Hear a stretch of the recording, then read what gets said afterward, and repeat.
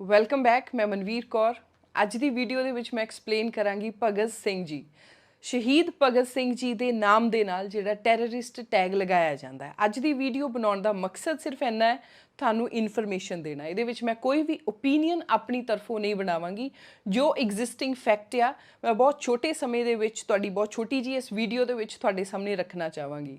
ਸ਼ਹੀਦ ਭਗਤ ਸਿੰਘ ਜੀ ਦੇ ਨਾਮ ਦੇ ਨਾਲ ਟੈਰਰਿਸਟ ਸ਼ਬਦ ਕੋਈ ਪਹਿਲੀ ਵਾਰ ਨਹੀਂ ਲੱਗ ਰਿਹਾ। ਇਸ ਤੋਂ ਪਹਿਲਾਂ ਵੀ ਟੈਰਰਿਸਟ ਸ਼ਬਦ ਸ਼ਹੀਦ ਭਗਤ ਸਿੰਘ ਜੀ ਦੇ ਨਾਮ ਨਾਲ ਲੱਗਦਾ ਰਿਹਾ। ਇਸ ਟੈਰਰਿਸਟ ਸ਼ਬਦ ਨੂੰ ਲਗਾਉਣ ਦੇ ਪਿੱਛੇ ਦੋ ਕੋਣ ਨੇ। ਪਹਿਲਾ ਕੋਣ ਹੈਗਾ ਜਦੋਂ ਕਈ ਆਪਣੇ ਦੇਸ਼ ਦੇ ਵਿੱਚ ਛਪੀਆਂ ਹੋਈਆਂ ਕਿਤਾਬਾਂ ਦੇ ਵਿੱਚ ਭਗਤ ਸਿੰਘ ਜੀ ਨੂੰ ਟੈਰਰਿਸਟ ਕਿਹਾ ਜਾਂਦਾ। ਔਰ ਦੂਸਰਾ ਕੋਣ ਹੈਗਾ ਜਦੋਂ ਕੋਈ ਸਿਆਸੀ, ਜਿਵੇਂ ਹੁਣ ਸਰਦਾਰ ਸਿਮਰਨਜੀਤ ਸਿੰਘ ਮਾਨ ਜੋ MP ਨੇ ਆਪਣੇ, ਉਹਨਾਂ ਵੱਲੋਂ ਇਹ ਜਿਹੜਾ ਸ਼ਬਦ ਜਿਹੜਾ ਟੈਰਰਿਸਟ ਟੈਗ ਆ ਉਹ ਭਗਤ ਸਿੰਘ ਜੀ ਲਈ ਲਗਾਇਆ ਗਿਆ। ਸਭ ਤੋਂ ਪਹਿਲਾਂ ਗੱਲ ਕਰਦੇ ਹਾਂ ਕਿ ਜਿਹੜੀਆਂ ਕਿਤਾਬਾਂ ਨੇ ਉਹਨਾਂ ਦੇ ਵਿੱਚ ਭਗਤ ਸਿੰਘ ਜੀ ਲਈ ਟੈਰਰਿਸਟ ਕਿਉਂ ਲਗਾਇਆ ਗਿਆ। 2016 ਦੇ ਵਿੱਚ ਦਿੱਲੀ ਯੂਨੀਵਰਸਿਟੀ ਵੱਲੋਂ ਉਹਦੇ ਵਿੱਚ ਕੰਮ ਕਰਦੇ ਇੱਕ ਬਹੁਤ ਰਿਨਾਊਂਡ ਆਪਣੇ ਹਿਸਟੋਰੀਅਨ ਬਿਪਿਨ ਚੰਦਰਾ ਐਂਡ ਮਿਰਦੁਲਾ ਮੁਖਰਜੀ, ਉਹਨਾਂ ਵੱਲੋਂ ਕਿਤਾਬ ਛਾਪੀ ਗਈ ਸੀ। ਉਹਦੇ ਵਿੱਚ ਭਗਤ ਸਿੰਘ ਜੀ ਦੇ ਨਾਲ ਹੋਰ ਵੀ ਜਿਹੜੇ ਕ੍ਰਾਂਤੀਕਾਰੀ ਸੀ ਜਿਵੇਂ ਚੰਦਰ ਸ਼ੇਖਰ ਆਜ਼ਾਦ ਔਰ ਉਹਨਾਂ ਦੇ ਨਾਲ ਦੇ ਸਾਥੀ ਜਿਹੜੇ ਸੀ ਉਹਨਾਂ ਨੂੰ ਰੈਵੋਲਿਊਸ਼ਨਰੀ ਟੈਰਰਿਸਟ ਇਹ ਵਾਲਾ ਸ਼ਬਦ ਵਰਤਿਆ ਗਿਆ ਸੀ। ਹੁਣ ਇੱਥੇ ਇਕੱਲਾ ਟੈਰਰਿਸਟ ਨਹੀਂ ਹੈ, it's too words revolutionary terrorist. ਇਹ ਜਿਹੜਾ ਸ਼ਬਦ ਆ ਇਹਦੇ ਵਿੱਚ ਆਪਾਂ ਨੂੰ ਪਹਿਲੀ ਨਿਗਾਹ ਦੇ ਵਿੱਚ ਲੱਗਦਾ ਤਾਂ ਐਵੇਂ ਆ ਕਿ ਟੈਰਰਿਸਟ ਸ਼ਬਦ ਵਰਤਿਆ ਗਿਆ, ਬਟ ਇਟ ਇਜ਼ ਰੈਵੋਲਿਊਸ਼ਨਰੀ, ਕ੍ਰਾਂਤੀਕਾਰੀ ਆਤੰਕਵਾਦ। ਇਹਦਾ ਵਰਤਨ ਦਾ ਪਿਛਲਾ ਕਾਰਨ ਜੋ ਦਿੱਤਾ ਜਾਂਦਾ ਹੈ ਇਹਨਾਂ ਪ੍ਰੋਫੈਸਰਸ ਵੱਲੋਂ, ਹਿਸਟੋਰੀਅਨਸ ਵੱਲੋਂ, ਇਹ ਕਿਹਾ ਜਾਂਦਾ ਹੈ ਕਿ ਜਦੋਂ ਫ੍ਰੈਂਚ ਰੈਵੋਲਿਊਸ਼ਨ ਹੋਇਆ ਸੀ, ਫ੍ਰੈਂਚ ਰੈਵੋਲਿਊਸ਼ਨ ਇੱਕ ਪਹਿਲੀ ਕ੍ਰਾਂਤੀ ਸੀ ਦੁਨੀਆ ਦੇ ਵਿੱਚ ਜਿਸ ਤੋਂ ਬਾਅਦ ਡੈਮੋਕ੍ਰੇਸੀ ਸੈਟਅਪ ਹੁੰਦੀ ਆ। ਉਹ ਜਿਹੜੀ ਕ੍ਰਾਂਤੀ ਵੀ ਸੀ ਉਹਦੇ ਵਿੱਚ ਵਾਇਲੈਂਸ ਦੀ ਵਰਤੋਂ ਕਰਨੀ ਪਈ ਸੀ। ਵਾਇਲੈਂਸ ਵਰਤ ਕੇ ਟੈਰਰਾਈਜ਼ ਕੀਤਾ ਗਿਆ ਸੀ ਉਸ ਸਮੇਂ ਦੀ ਜ਼ੁਲਮੀ ਸਰਕਾਰ ਦਾ ਤਖਤਾ ਪਲਟ ਕਰਨ ਦੇ ਲਈ।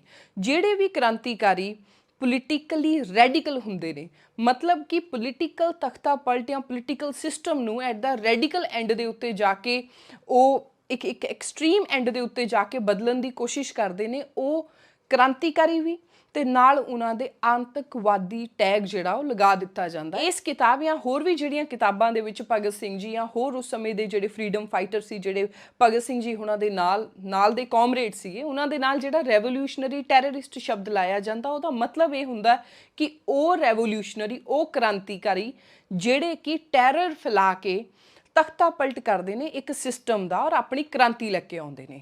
ਸੋ ਇਹ ਜਿਹੜਾ ਮਤਲਬ ਸੀਗਾ ਭਗਤ ਸਿੰਘ ਜੀ ਦੇ ਨਾਮ ਦੇ ਨਾਲ ਉਸ ਕਿਤਾਬ ਦੇ ਵਿੱਚ ਜੋ ਲਿਖਿਆ ਗਿਆ ਸੀਗਾ 2016 ਦੇ ਵਿੱਚ, ਜਿਹਦਾ ਭਗਤ ਸਿੰਘ ਦੇ ਪਰਿਵਾਰ ਵੱਲੋਂ ਵਿਰੋਧ ਕੀਤਾ ਗਿਆ ਸੀ ਔਰ ਬਾਅਦ 'ਚ ਆਈ ਥਿੰਕ ਉਹਨੂੰ ਬਦਲਿਆ ਤਾਂ ਨਹੀਂ ਗਿਆ ਪਰ ਉਹ ਅੱਗੇ ਤੋਂ ਯੂਜ਼ ਹੋਣਾ ਸ਼ਾਇਦ ਬੰਦ ਹੋ ਗਿਆ ਸੀਗਾ।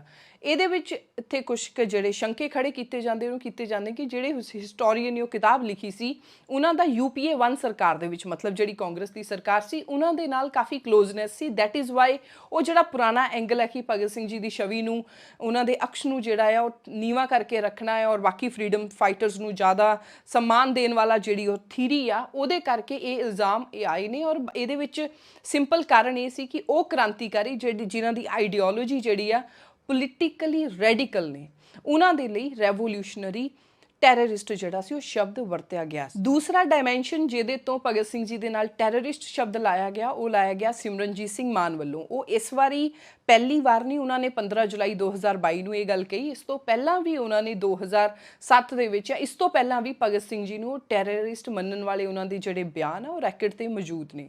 ਸਿਮਰਨਜੀਤ ਸਿੰਘ ਮਾਨ ਦਾ ਭਗਤ ਸਿੰਘ ਜੀ ਨੂੰ ਟੈਰਰਿਸਟ ਕਹਿਣ ਦੇ ਪਿੱਛੇ ਉਹਨਾਂ ਨੇ ਜੋ ਆਪਣਾ ਲੌਜਿਕ ਦਿੱਤਾ, ਹੀ ਸੈਡ ਕਿ ਭਗਤ ਸਿੰਘ ਵੱਲੋਂ ਬੇਦੋਸ਼ੇ ਇਨੋਸੈਂਟ ਜਿਹੜੇ ਪੁਲਿਸ ਆਫੀਸਰ ਸੀ ਉਹਨਾਂ ਦੀਆਂ ਜਾਨਾਂ ਗਈਆਂ ਸੀ। ਸੋ ਉਸ ਸਮੇਂ ਆਪਣਾ ਇੱਕ ਫਰੀडम ਸਟਰਗਲ ਚੱਲਦਾ ਸੀ ਜਿਹਦੇ ਵਿੱਚ ਬਹੁਤ ਬੇਦੋਸ਼ੀਆਂ ਦੀਆਂ ਜਾਨਾਂ ਗਈਆਂ। ਉਹ ਇੰਡੀਅਨ ਵੀ ਸੀਗੇ ਔਰ ਉਹ ਬ੍ਰਿਟਿਸ਼ਰ ਵੀ ਸੀਗੇ। ਗਾਂਧੀ ਇੱਕ ਫਰੀडम ਸਟਰਗਲ ਕਰ ਰਹੇ ਸੀ ਔਰ ਦੂਸਰੇ ਪਾਸੇ ਦੂਜੀ ਫਰੀडम ਸਟਰਗਲ ਸੀ ਜਿਹੜੀ ਹਥਿਆਰਬੰਦ ਫਰੀडम ਸਟਰਗਲ ਸੀ।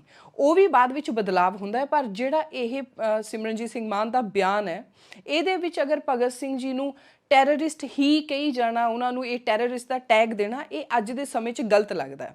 ਇੱਥੇ ਮੈਂ ਇੱਕ ਜਾਣਕਾਰੀ ਲਈ ਵੀ ਦੱਸਦਾ ਕਿ ਜਿਹੜੀ ਭਗਤ ਸਿੰਘ ਜਿਸ ਪਾਰਟੀ ਨੂੰ ਬਿਲੋਂਗ ਕਰਦੇ ਸੀ, ਹਿੰਦੁਸਤਾਨ ਸੋਸ਼ਲਿਸਟ ਰਿਪਬਲਿਕ ਐਸੋਸੀਏਸ਼ਨ, ਉਹਨਾਂ ਦਾ ਜਿਹੜਾ ਮੈਨੀਫੈਸਟੋ ਸੀ ਉਹਦੇ ਵਿੱਚ ਵੀ ਇਹ ਗੱਲ ਨੂੰ ਉਹ ਸਾਫ਼, ਉਹਨਾਂ ਦੀ ਪਾਰਟੀ ਇਹ ਗੱਲ ਕਹਿੰਦੀ ਸੀ ਕਿ with the use of terror, ਜੋ ਜ਼ਾਲਿਮ ਸਰਕਾਰ ਆ ਉਹਨਾਂ ਨੂੰ ਵਾਇਲੈਂਟ ਤਰੀਕੇ ਦੇ ਨਾਲ ਹਥਿਆਰਾਂ ਦੇ ਨਾਲ ਹੀ ਆਪਾਂ ਚੱਕ ਕੇ ਬਾਹਰ ਸੁੱਟ ਸਕਦੇ ਹਾਂ ਔਰ ਭਾਰਤ ਨੂੰ ਆਜ਼ਾਦ ਕਰਾ ਸਕਦੇ ਹਾਂ।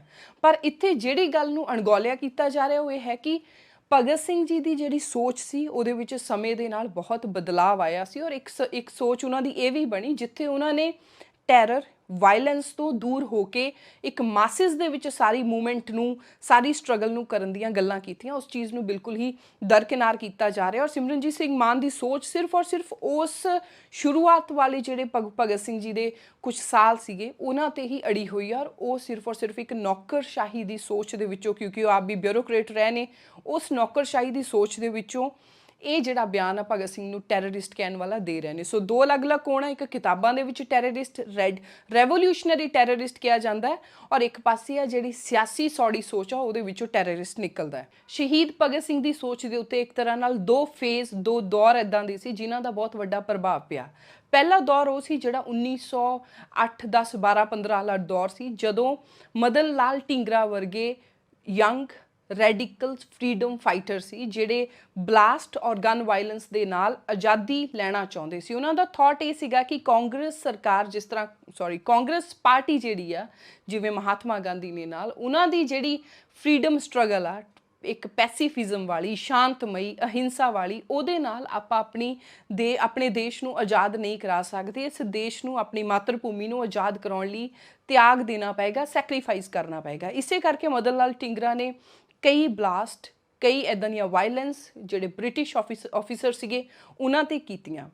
ਇਸ ਤੋਂ ਬਾਅਦ ਇੱਕ ਦੌਰ ਇੱਦਾਂ ਦਾ ਆਉਂਦਾ 1908 ਤੋਂ 1918 ਦੇ ਵਿੱਚ ਜਦੋਂ ਬ੍ਰਿਟਿਸ਼ ਸਰਕਾਰ ਇਹ ਜਿਹੜੇ ਯੰਗ ਰੈਡੀਕਲ ਕ੍ਰਾਂਤੀਕਾਰੀ ਫਰੀडम ਫਾਈਟਰ ਸੀ ਇਹਨਾਂ ਨੂੰ ਟੈਕਲ ਕਰਨ ਦੇ ਲਈ ਬਹੁਤ ਐਕਸਟ੍ਰੀਮ ਕਦਮ ਪੁੱਟਦੀ ਆ ਔਰ 10 ਸਾਲਾਂ ਦੇ ਵਕਫੇ ਦੇ ਵਿੱਚ ਲਗਭਗ 200 ਦੇ ਨੇੜੇ, ਮੈਂ ਇੱਥੇ ਗਿਣਤੀ ਸ਼ੋਰ ਨਹੀਂ ਦੱਸ ਸਕਦੀ, ਬਟ 200 ਦੇ ਕਰੀਬ ਜਿਹੜੇ ਫਰੀडम ਫਾਈਟਰ ਸੀ ਜਿਹੜੇ ਰੈਡੀਕਲ ਸੀ ਉਹਨਾਂ ਨੂੰ ਜਾਂ ਤਾਂ ਐਗਜ਼ੀਕਿਊਟ ਕਰ ਦਿੱਤਾ ਗਿਆ, ਮਾਰ ਦਿੱਤਾ ਗਿਆ, ਜਾਂ ਉਹਨਾਂ ਨੂੰ ਕਨਵਿਕਟ ਕਰਕੇ ਇੱਦਾਂ ਦੀਆਂ ਸਜ਼ਾ ਦਿੱਤੀਆਂ ਗਈਆਂ ਵੀ ਉਹ ਦੁਬਾਰਾ ਵਾਪਿਸ ਨਹੀਂ ਆ ਪਾਏ।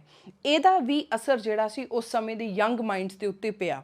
ਉਸ ਤੋਂ ਬਾਅਦ 1922 ਦੇ ਨੇੜੇ ਇੱਕ ਇੱਦਾਂ ਦਾ ਸਮਾਂ ਆਉਂਦਾ ਜਿਹੜਾ ਦੂਸਰਾ ਫੇਜ਼ ਆ ਭਗਤ ਸਿੰਘ ਜੀ ਦੀ ਇਨਫਲੂਐਂਸ, ਜਿੱਥੋਂ ਉਹਨਾਂ ਨੂੰ ਇਹ ਵਾਇਲੈਂਸ ਵਾਲੇ ਪਾਸੇ ਨੂੰ ਜਾਂ ਹਥਿਆਰਬੰਦ ਹੋਣ ਦੀ ਜਿਹੜੀ ਉਹਨਾਂ ਨੂੰ ਲੱਗਾ ਕਿ ਇਹਦੇ ਨਾਲ ਹੀ ਦੇਸ਼ ਨੂੰ ਆਜ਼ਾਦ ਕਰਾਇਆ ਜਾ ਸਕਦਾ। ਉਹ ਸੀ ਜਦੋਂ ਨਾਨ ਕੋਆਪਰੇਸ਼ਨ ਮੂਵਮੈਂਟ ਜਿਹੜੀ ਸੀ ਉਹ ਗਾਂਧੀ ਜੀ ਵੱਲੋਂ ਯੂਨੀਲੈਟਰਲੀ ਸਸਪੈਂਡ ਕਰ ਦਿੱਤੀ ਜਾਂਦੀ ਹੈ।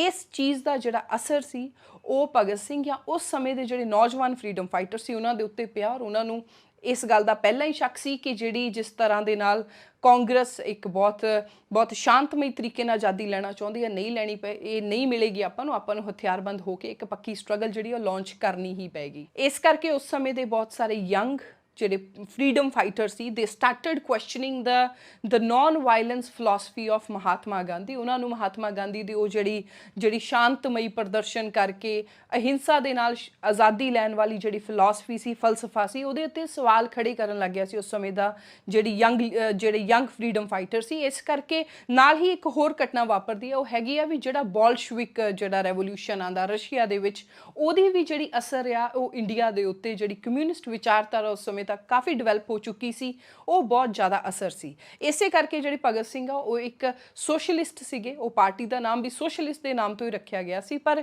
ਜਿਹੜੀ ਮਹਾਤਮਾ ਗਾਂਧੀ ਵੱਲੋਂ ਉਸ ਮੂਵਮੈਂਟ ਨੂੰ ਸਸਪੈਂਡ ਕਰਨ ਦਾ ਅਸਰ ਜਿਹੜਾ ਬਹੁਤ ਜ਼ਿਆਦਾ ਹੋਇਆ। ਇਸ ਤੋਂ ਬਾਅਦ ਇੱਕ ਕੋਕਰੀ ਕੰਸਪਾਇਰੇਸੀ ਕੇਸ ਹੁੰਦਾ ਜਿੱਥੇ ਇੱਕ ਟ੍ਰੇਨ ਲੁੱਟੀ ਜਾਂਦੀ ਹੈ ਔਰ ਉਹਦੇ ਚੋਂ ਪੈਸਾ ਲੁੱਟ ਕੇ ਹਥਿਆਰਬੰਦ ਹੋਣ ਦੇ ਲਈ ਉਸ ਪੈਸੇ ਨੂੰ ਵਰਤਣਾ ਸੀ ਤਾਂ ਕਿ ਹਥਿਆਰ ਖਰੀਦੇ ਜਾਣ ਔਰ ਅੰਗਰੇਜ਼ਾਂ ਦੇ ਖਿਲਾਫ ਇੱਕ ਸੰਘਰਸ਼ ਨੂੰ ਹਥਿਆਰਬੰਦ ਤਰੀਕੇ ਨਾਲ ਵੰਡਿਆ ਜਾਵੇ। ਉਹਦੇ ਵਿੱਚ ਜਿਹੜੇ ਆਪਣੇ ਫਰੀडम ਫਾਈਟਰ ਸੀ ਉਹ ਅਰੈਸਟ ਹੋ ਜਾਂਦੇ ਔਰ 1926 ਦਾ ਦੌਰ ਜਦੋਂ ਨੌਜਵਾਨ ਭਾਰਤ ਸਭਾ ਭਗਤ ਸਿੰਘ ਜੀ ਆਪਣੀ ਬਣਾਉਂਦੇ ਆ ਔਰ 1928 ਦੇ ਵਿੱਚ ਉਹ ਫਿਰ ਜਿਹੜੇ ਸੌਂਡਰਸ ਦੀ ਹੱਤਿਆ ਔਰ ਚਨਨ ਸਿੰਘ ਦੀ ਹੱਤਿਆ ਜਿਹਦੇ ਤੇ ਸਿਮਰਨਜੀਤ ਸਿੰਘ ਬੈਂਸ ਨੇ ਕਿਹਾ ਕਿ ਇਹ ਟੈਰਰਿਸਟ ਐਕਟ ਸੀਗਾ ਭਗਤ ਸਿੰਘ ਦਾ, ਬਟ ਉਹਦੇ ਪਿਛਲੀ ਜਿਹੜੀ ਉਹਨਾਂ ਦੀ ਮਨਸ਼ਾ ਸੀਗੀ ਉਹ ਮਨਸ਼ਾ ਸਿਰਫ ਦੇਸ਼ ਨੂੰ ਆਜ਼ਾਦ ਕਰਵਾਉਣ ਦੀ ਸੀ। ਉਸ ਤੋਂ ਬਾਅਦ ਇੱਕ ਹੋਰ ਜਿਹੜਾ ਅਸੈਂਬਲੀ ਦੇ ਵਿੱਚ ਉਹ ਬਲਾਸਟ ਕਰਦੇ ਆ, ਖਾਲੀ ਜਗ੍ਹਾ ਦੇਖ ਕੇ ਉੱਥੇ ਬੰਬ ਸੁੱਟਿਆ ਜਾਂਦਾ ਤਾਂ ਕਿ ਬੈਰੀ ਸਰਕਾਰ ਨੂੰ ਸੁਣਾਇਆ ਜਾ ਸਕੇ। ਇਹ ਪੂਰੀ ਨੀਤੀ ਉੱਥੇ ਦਿੱਤੀ ਜਾਂਦੀ ਹੈ। ਉਸ ਤੋਂ ਬਾਅਦ ਭਗਤ ਸਿੰਘ ਜੀ ਅਰੈਸਟ ਹੋ ਜਾਂਦੇ ਔਰ ਉਹਨਾਂ ਦਾ ਜਿਹੜਾ ਸਮਾਂ ਜੇਲ੍ਹ ਦੇ ਵਿੱਚ ਉਹ ਬਤੀਤ ਕਰਦੇ ਆ, ਉਸ ਜੇਲ੍ਹ ਦੇ ਵਿੱਚ ਵੀ ਉਹਨਾਂ ਦੀ ਬਹੁਤ ਟਰਾਂਸਫੋਰਮੇਸ਼ਨ ਵਿਚਾਰਧਾਰਾ ਦੀ ਹੁੰਦੀ ਆ, ਉਹ ਆਪਾਂ ਨੂੰ ਦੇਖਣ ਨੂੰ ਵੀ ਮਿਲਦੀ ਆ। ਹੁਣ ਅਗਰ ਭਗਤ ਸਿੰਘ ਨੇ ਹਥਿਆਰਬੰਦ ਹੋ ਕੇ ਫਰੀडम ਸਟਰਗਲ ਕੀਤਾ ਤਾਂ ਉਹ ਟੈਰਰਿਸਟ ਐਕਟ ਨਹੀਂ ਹੋ ਸਕਦਾ। ਉਹਨਾਂ ਦੀ ਮਨਸ਼ਾ ਇਹਦੇ ਪਿਛਲੀ ਉਹੀ ਹੋ ਸਕਦੀ ਹੈ ਰੈਵੋਲਿਊਸ਼ਨਰੀ ਟੈਰਰਿਜ਼ਮ ਦੀ, ਕਿ ਆਪਾਂ ਰੈਵੋਲਿਊਸ਼ਨ ਲੈ ਕੇ ਆਵਾਂਗੇ ਵਿਦ ਦ ਹੈਲਪ ਆਫ ਟੈਰਰਾਈਜ਼ਿੰਗ ਦ ਜ਼ੁਲਮੀ ਹਕੂਮਤ ਆਫ ਦੈਟ ਟਾਈਮ। ਕੱਲੇ ਭਗਤ ਸਿੰਘ ਹੀ ਨਹੀਂ, ਉਹਨਾਂ ਦੇ ਨਾਲ ਜਿਹੜੇ ਹੋਰ ਕਾਮਰੇਡ ਵੀ ਸੀਗੇ, ਉਹਨਾਂ ਦੀ ਸੋਚ ਦਾ ਵੀ ਫਰਕ ਪਿਆ। ਰਾਮ ਪ੍ਰਸਾਦ ਬਿਸਮਿਲ ਦੀ ਸੋਚ ਦਾ ਜਿਹੜਾ ਫਰਕ ਉਹ ਆਪਾਂ ਇੱਥੋਂ ਹੀ ਦੇਖ ਸਕਦੇ ਹਾਂ ਕਿ ਉਹਨਾਂ ਨੇ ਇਹ ਗੱਲ ਕਹੀ ਕਿ ਜਿਹੜਾ ਯੂਥ ਆ ਉਹਨੂੰ ਆਪਣੀ ਡਿਜ਼ਾਇਰ ਛੱਡ ਦੇਣੀ ਚਾਹੀਦੀ ਆ ਰਿਵਾਲਵਰ ਔਰ ਪਿਸਟਲਸ ਦੀ, ਇਨਸਟੈਡ ਆਜ਼ਾਦੀ ਦੇ ਲਈ ਓਪਨ ਮੂਵਮੈਂਟ ਨੂੰ ਜੁਆਇਨ ਕਰਨਾ ਚਾਹੀਦਾ ਹੈ। ਇਸੇ ਤਰ੍ਹਾਂ ਭਗਤ ਸਿੰਘ ਜੀ ਨੇ ਵੀ ਮਾਰਕਸਿਜ਼ਮ ਬਾਰੇ ਆਪਣੇ ਕਾਮਰੇਡਸ ਨੂੰ ਫਰਦਰ ਪ੍ਰਮੋਟ ਕੀਤਾ ਕਿ ਮਾਰਕਸਿਜ਼ਮ ਦੀ ਆਈਡੀਓਲੋਜੀ ਤੇ ਚੱਲਣਾ, ਪਲੱਸ ਨਾਲ ਮਾਸ ਮੂਵਮੈਂਟ ਦੇ ਵਿੱਚ ਪੈਣਾ। ਮਾਸ ਮੂਵਮੈਂਟ ਮਤਲਬ ਕਿ ਜੋ ਵੀ ਆਜ਼ਾਦੀ ਦੇ ਲਈ ਸਟਰਗਲ ਚੱਲ ਰਹੀ ਸੀ ਉਸ ਮੂਵਮੈਂਟ ਦਾ ਹਿੱਸਾ ਬਣੋ। ਇੰਡੀਵਿਜੂਅਲ ਹੀਰੋਇਕ ਐਕਟ ਮਤਲਬ ਕਿ ਇੱਕ ਜਾਣਾ ਜਾ ਕੇ ਕੁਛ ਮਾਰ ਦੇ ਔਰ ਕਿਸੇ ਨੂੰ ਮਾਰ ਆਏ ਔਰ ਟੈਰਰ ਕ੍ਰੀਏਟ ਕਰੇ, ਉਹਦੇ ਨਾਲ ਆਜ਼ਾਦੀ ਨਹੀਂ ਮਿਲਣੀ। ਆਪਾਂ ਨੂੰ ਇੰਡੀਵਿਜੂਅਲ ਹੈਰੋਇਕ ਐਕਟ ਤੋਂ ਨਿਕਲ ਕੇ ਮਾਸ ਮੂਵਮੈਂਟ ਦੇ ਵਿੱਚ ਸ਼ਾਮਿਲ ਹੋਣਾ ਪੈਣਾ। ਇਹ ਜਿਹੜਾ ਪਰਿਵਰਤਨ ਸੀ ਇਹ ਭਗਤ ਸਿੰਘ ਜੀ ਦੀ ਸੋਚ ਦਾ ਪਰਿਵਰਤਨ ਨਹੀਂ ਸੀ, ਜਿਹੜਾ ਅੱਜ ਦੇ ਸਮੇਂ ਦੇ ਵਿੱਚ ਬਹੁਤ ਇਗਨੋਰ ਕੀਤਾ ਜਾਂਦਾ। ਅੱਜ ਦੇ ਸਮੇਂ ਕੀ ਇਨਫੈਕਟ ਆਜ਼ਾਦੀ ਤੋਂ ਬਾਅਦ ਪੋਸਟ ਇੰਡੀਪੈਂਡੈਂਸ ਹੀ ਭਗਤ ਸਿੰਘ ਜੀ ਦਾ ਇਹ ਪਰਿਵਰਤਨ ਆਈਡੀਓਲੋਜੀਕਲ ਜਿਹੜਾ ਸੀ ਉਹ ਕਦੀ ਵੀ ਐਂਡੋਰਸ ਨਹੀਂ ਕੀਤਾ ਗਿਆ। ਸਿਰਫ ਔਰ ਸਿਰਫ ਉਹਨਾਂ ਦੀ ਤਸਵੀਰ ਨੂੰ ਹਥਿਆਰ ਦੇ ਨਾਲ ਦਿਖਾ ਕੇ, ਪਿਸਟਲ ਰਿਵਾਲਵਰ ਦੇ ਨਾਲ ਦਿਖਾ ਕੇ, ਖੁੰਡੀਆਂ ਮੁੱਛਾਂ ਦਿਖਾ ਕੇ, ਦੈਟ ਅਣਖ ਪੁਆਇੰਟ ਦ ਪੁਆਇੰਟ ਕਿ ਉਹ ਬਹੁਤ ਡੇਅਰਿੰਗ ਸੀਗੇ, ਉਸੇ ਚੀਜ਼ ਨੂੰ ਹੀ ਦਿਖਾ ਕੇ ਹਮੇਸ਼ਾ ਐਡਵਰਟੀਜ਼ ਭਗਤ ਸਿੰਘ ਨੂੰ ਇਸੇ ਤਰ੍ਹਾਂ ਕੀਤਾ ਜਾ ਸਕੇ, ਅੱਜ ਤੱਕ ਜਾਂਦਾ ਰਿਹਾ ਕਿ ਉਹਨਾਂ ਦਾ ਕੋਈ ਨਾ ਕੋਈ ਫਾਇਦਾ ਕੱਲ੍ਹ ਨੂੰ ਚੱਕਿਆ ਜਾ ਸਕੇ। ਇਹੀ ਕਾਰਨ ਹੈ ਕਿ ਅੱਜ ਭਗਤ ਸਿੰਘ ਜੀ ਨੂੰ ਬ੍ਰਾਂਡ ਐਂਬੈਸਡਰ ਬਣਾਉਣ ਦੇ ਲਈ ਪੋਲੀਟੀਕਲ ਪਾਰਟੀਆਂ ਕਾਲੀਆਂ ਨੇ। ਆਮ ਆਦਮੀ ਪਾਰਟੀ ਨੇ ਇੱਕ ਫੇਕ ਜਿਹਾ ਇਨਕਲਾਬੀ ਜਿਹੜਾ ਸਹੁੰ ਚੁੱਕ ਸਮਾਗਮ ਹੋਇਆ ਸੀਗਾ ਉਹਦੇ ਵਿੱਚ ਬੜਾ ਭਗਤ ਸਿੰਘ ਨੂੰ ਲਾਈਕ ਰੋਮੈਂਟਿਸਾਈਜ਼ ਕੀਤਾ, ਬਟ ਉਹ ਸਿਰਫ ਇੱਕ ਰੋਮੈਂਟਿਕ ਰੈਵੋਲਿਊਸ਼ਨ ਹੀ ਸੀਗਾ ਉਹਨਾਂ ਦੇ ਖਿਆਲਾਂ ਦੇ ਵਿੱਚ। That was not literally a revolution. ਔਰ ਜਿਹੜੀ ਗੱਲ ਰਹੀ ਕਿ ਭਗਤ ਸਿੰਘ ਜੀ ਨੂੰ ਟੈਰਰਿਸਟ ਕਹਿਣਾ ਔਰ ਉਹਨਾਂ ਦੇ ਬਾਰੇ ਕਈ ਤਰ੍ਹਾਂ ਦੀਆਂ ਐਵੇਂ ਦੀਆਂ ਬਿਆਨਬਾਜ਼ੀਆਂ ਕਰਨੀਆਂ, ਉਹਦੇ ਪਿੱਛੇ ਮੈਂ ਇੱਕੋ ਹੀ ਗੱਲ ਕਹਾਂਗੀ ਕਿ ਜੋ ਭਗਤ ਸਿੰਘ ਜੀ ਦੀ ਅਸਲੀ ਸੋਚ ਸੀ, ਉਹਨਾਂ ਦੀ ਸੋਚ ਦੀ ਜਿਹੜੀ ਟਰਾਂਸਫੋਰਮੇਸ਼ਨ ਸੀ ਉਹ ਸਿਰਫ 23 ਸਾਲ ਦੇ ਸੀ ਔਰ ਉਹਨਾਂ ਨੇ ਫਾਂਸੀ ਦੇ ਰੱਸੇ ਨੂੰ ਚੁੰਮਿਆ, ਹੱਸਦੇ ਚੁੰਮਿਆ। ਉਹਨਾਂ ਦੀ ਜਿਹੜੀ ਜੇਲ ਡਾਇਰੀ ਹੋ ਗਈ ਜਾਂ ਉਹਨਾਂ ਦੀਆਂ ਹੋਰ ਕਿਤਾਬਾਂ ਨੇ, ਵਾਈ ਐਮ ਅਥੀਸਟ, ਇਹੋ ਜਿਹੀਆਂ ਕਿਤਾਬਾਂ ਨੂੰ ਅਗਰ ਆਪਾਂ ਪੜ੍ਹੀਏ ਤਾਂ ਪਤਾ ਲੱਗਦਾ ਕਿ ਭਗਤ ਸਿੰਘ ਜੀ ਬਹੁਤ ਛੋਟੀ ਉਮਰ ਦੇ ਵਿੱਚ ਹੀ ਉਹਨਾਂ ਦਾ ਜਿਹੜਾ ਕਿਰਦਾਰ ਸੀ ਉਹਦੀਆਂ ਕਈ ਤਹਿਾਂ ਸੀਗੀਆਂ, ਕਈ ਲੇਅਰ ਸੀਗੀਆਂ ਔਰ ਉਹ ਲੇਅਰਸ ਜਿਹੜੀਆਂ ਉਹ ਕੰਪਲੈਕਸਿਟੀਜ਼ ਆ ਉਹ ਆਪਣੇ ਲਈ ਸਮਝਣੀਆਂ ਬਹੁਤ ਔਖੀਆਂ ਨੇ। ਇਸੇ ਕਰਕੇ ਆਪਾਂ ਨੂੰ ਨਾ ਹੀ ਕਦੀ ਕਿਸੇ ਨੇ ਸਮਝਾਉਣ ਦੀ ਕੋਸ਼ਿਸ਼ ਕੀਤੀ ਹੈ, ਰਾਦਰ ਮਿਸਇਨਫੋਰਮੇਸ਼ਨ ਸਪਰੈਡ ਕੀਤੀ ਔਰ ਉਸੇ ਮਿਸਇਨਫੋਰਮੇਸ਼ਨ ਦੇ ਵਿੱਚ ਫਸ ਕੇ ਆਪਾਂ ਭਗਤ ਸਿੰਘ ਜੀ ਨੂੰ ਟੈਰਰਿਸਟ ਕਹਿਣ 'ਤੇ ਵੀ ਦੋ ਫਾੜ ਹੋ ਜਾਂਦੇ ਆ, ਦੋ ਧੜੇ ਬਣ ਜਾਂਦੇ ਆ। ਔਰ ਕਿਸੇ ਵੀ ਪੋਲੀਟੀਕਲ ਲੀਡਰ ਦੇ ਲਈ ਬਹੁਤ ਆਸਾਨ ਗੱਲ ਹੈ, ਇੱਕ ਫਰੀडम ਫਾਈਟਰ, ਇੱਕ ਰਿਨਾਊਂਡ, ਇੱਕ ਬਹੁਤ ਨਾਮੀ ਫਰੀडम ਫਾਈਟਰ ਸ਼ਹੀਦ ਭਗਤ ਸਿੰਘ, ਜਿਹਨੂੰ ਪੰਜਾਬ ਕਹਿੰਦਾ ਕਿ ਸਾਡਾ ਸ਼ਹੀਦ ਭਗਤ ਸਿੰਘ ਆ, ਸਾਡੇ ਇਸ ਖਟਕੜ ਕਲਾਂ ਦਾ ਹੈ। ਔਰ ਪੰਜਾਬ ਇਸ ਗੱਲ 'ਤੇ ਮਾਣ ਮਹਿਸੂਸ ਕਰਦਾ ਹੈ ਕਿ ਪੰਜਾਬੀਆਂ ਨੇ ਇੰਨਾ ਜ਼ੋਰਦਾਰ ਹਿੱਸਾ ਲਿਆ ਫਰੀडम ਸਟਰਗਲ ਦੇ ਵਿੱਚ। ਉਸ ਧਰਤੀ 'ਤੇ ਇੱਕ ਆਪਣੇ ਦੇਸ਼ ਦੇ ਚੁਣੇ ਹੋਏ ਨੁਮਾਇੰਦੇ MP ਲੋਕਾਂ ਵੱਲੋਂ ਚੁਣੇ ਹੋਏ ਉਹ ਇਹ ਗੱਲ ਕਹਿ ਦਿੰਦੇ ਆ ਬੜੀ ਆਸਾਨੀ ਨਾਲ ਕਿ ਉਹ ਟੈਰਰਿਸਟ ਸੀ, ਜਦ ਕਿ ਭਗਤ ਸਿੰਘ ਨੂੰ ਸਮਝਣਾ ਔਰ ਉਹਨਾਂ ਦੀ ਕਿਰਦਾਰ ਦੀਆਂ ਕੰਪਲੈਕਸਿਟੀਜ਼ ਨੂੰ ਸਮਝਣਾ ਇੰਨਾ ਆਸਾਨ ਨਹੀਂ ਹੈ। ਭਗਤ ਸਿੰਘ ਇੱਕ ਟੈਰਰਿਸਟ ਨਹੀਂ ਸੀ, ਉਹ ਇੱਕ revolutionary C and intellectual giant ਸੀ, ਜਿਨ੍ਹਾਂ ਦੀ ਇੰਟੈਲੈਕਚੁਐਸੀ ਨੂੰ ਸਮਝਣ ਦੀ ਜ਼ਰੂਰਤ ਹੈ ਔਰ ਉਹਨਾਂ ਦੀ ਜਿਹੜੀ ਮਾਨਵਤਾਵਾਦੀ ਵਿਚਾਰਧਾਰਾ ਹੈ ਉਹਨੂੰ ਸਮਝਣ ਦੀ ਜ਼ਰੂਰਤ ਹੈ। Thank you so much for watching. ਆਪਾਂ ਇਸ ਭਗਤ ਸਿੰਘ ਜੀ ਦੇ ਉੱਤੇ ਹੋਰ ਵੀ ਇਨਫੋਰਮੇਸ਼ਨ ਜਿਹੜੀ ਮੈਂ ਇਕੱਠੀ ਕਰ ਸਕਦੀ ਹੋਈ ਜਾਂ ਮੈਂ ਕੁਛ ਉਹਨਾਂ ਲੋਕਾਂ ਨੂੰ ਅਗਰ ਲੈ ਕੇ ਆ ਸਕਦੀ ਹੋਈ ਜਿਹੜੇ ਲਗਾਤਾਰ ਹੀ ਭਗਤ ਸਿੰਘ ਜੀ ਨੂੰ ਪੜ੍ਹਨ, ਉਹਨਾਂ ਨੂੰ ਸਮਝਣ 'ਚ ਲੱਗੇ ਰਹਿੰਦੇ ਆ, ਤਾਂ ਮੈਂ ਤੁਹਾਡੇ ਅੱਗੇ ਜ਼ਰੂਰ ਪੇਸ਼ ਕਰਾਂਗੀ। Thank you so much for watching.